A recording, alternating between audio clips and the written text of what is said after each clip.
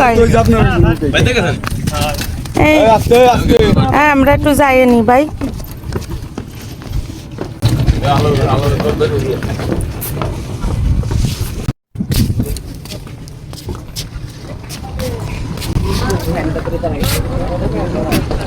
এই কি ভরবে তারপর সারবে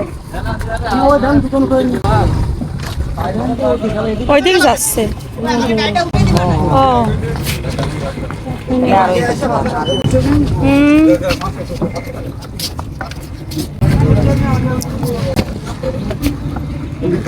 এই নদীতে কত গোসল করেছি। এই নদী ওই দিক গেলি পুকু বাড়ি এই নদী সেই পুকু বাড়ি। ও বাবা পড়ে যাবো এই ট্রলারে এত ঝাঁজ। আমি না এপার দাঁড়াই তোরা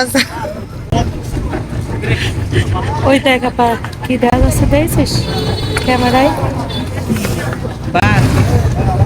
বাস না এটাই দেখ। নৌকা উঠতে আমার ভালো লাগে কিন্তু সবসময়ের জন্য না, আমার সবসময়ের জন্য নৌকা উঠতে ভালো লাগে না, তবে মাঝে মাঝে নৌকা উঠতে খুবই ভালো লাগে। সকাল ধরে তো অনেক কাজ করলাম আর সবই তো আপনাদের দেখালাম।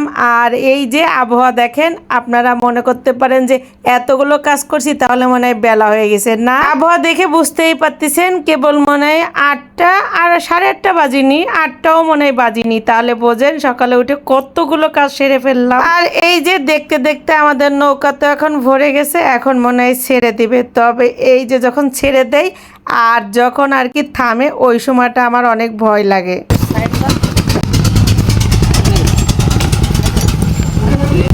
নালান তালান বোঝেন না কোন তালের ভাত তুমি চালাবা মনে